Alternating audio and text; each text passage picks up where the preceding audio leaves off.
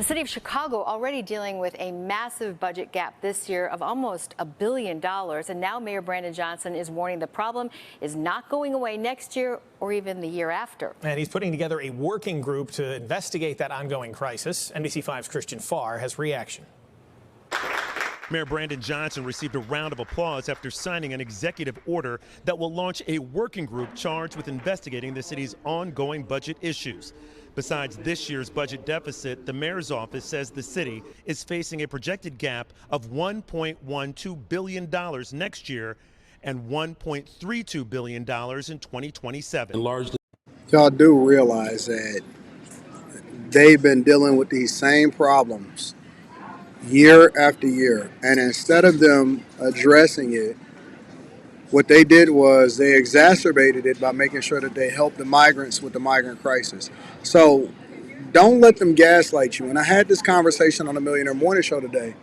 Don't let them gaslight you, because there are administrations in blue cities across the United States of America that are operating in the red.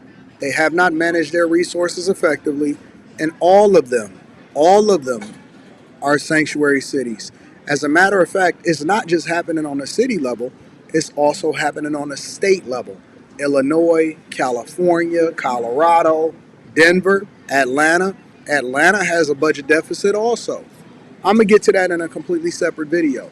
But let's just deal with some of the most egregious actors. Karen Bass, they're facing a $1 billion budget deficit. Obviously, you see that Chicago is facing another $1 billion deficit. And here's the problem. It's not going away. If we just look at this graphic that they was just showing.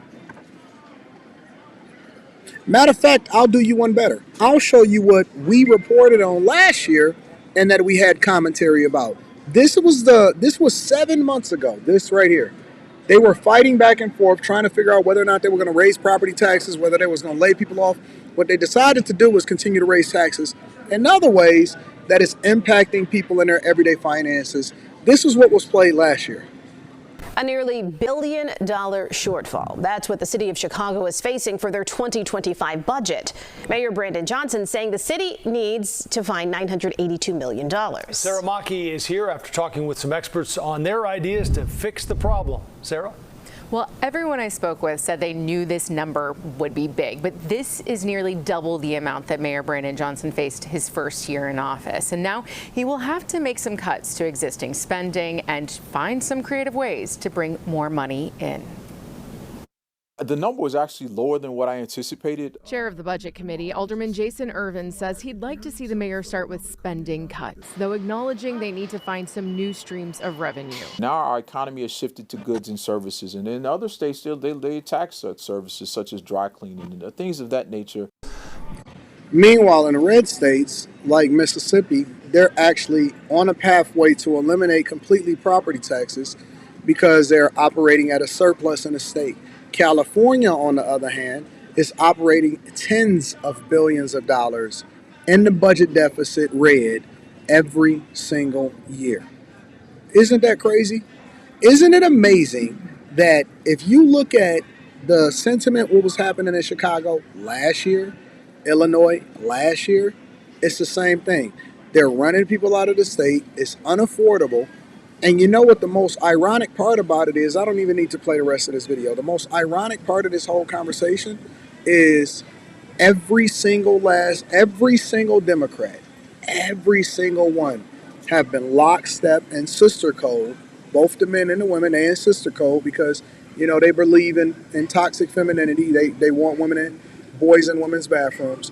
Every last one of these people are criticizing the federal government for having the Department of Government Efficiency go through and make sure that we're operating in the green. Chicago's, let me blow myself up for this one. Chicago's credit rating, just like regular everyday people, is in junk bond status. Junk bond status. Lori Lightfoot before him, he's doing the same thing. And you can see by this figure right here that they are going to be operating in a negative for a long time. I told the people on the Millionaire Morning Show that eventually, and this is a warning for the people in the city of Chicago, they will absolutely, positively go into the red. And I believe that Los Angeles or Chicago are going to be some of the first cities that file for bankruptcy because they don't have a path to sustainability, right? Their costs are enormous. The interest payments that they're paying on their debt is crazy because they're in junk bond status. Their population is declining. The businesses are leaving, and they continue to implement and hold down diversity, equity, and inclusion and immigration policies while not helping the federal administration get rid of the crime. They got rid of a shot stopper. The police officers are down over 2,000 police officers. I tell y'all this all the time. And yet you see this administration, the only thing that they're doing, they're saying that they're lockstep with other cities that are also operating in a budget deficit. It seems like they would probably go and figure out who's doing it right so that they can then do things differently and get a different result. But let me play the rest of the video and let y'all know exactly what's going on. Don't worry about it. We'll get there.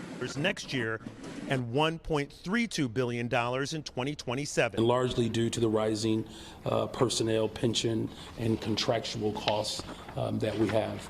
At the same time, we face unprecedented threats from the federal government. Fiscal watchdog group called Center for Tax and Budget Accountability sees this as a solid move by the Johnson administration, stressing that the city's budget gap issues have been a problem that were created by more than one previous administration. This is getting all the stakeholders at the table that really should be involved in trying to help inform the city resolve. This is called liberal policies and not having a business perspective while continuing to fund and spending an egregious amount of money on things that you never needed, like making sure that they support illegal migration into this country and being a sanctuary city. All of its long-term fiscal problems. You have the business community will be there, the labor community will be there. The cuts are going to be deep. The impact on workers are going to be harsh. Alderman Ray Lopez and other critics of the mayor say he should have put this working group together at the beginning of his administration.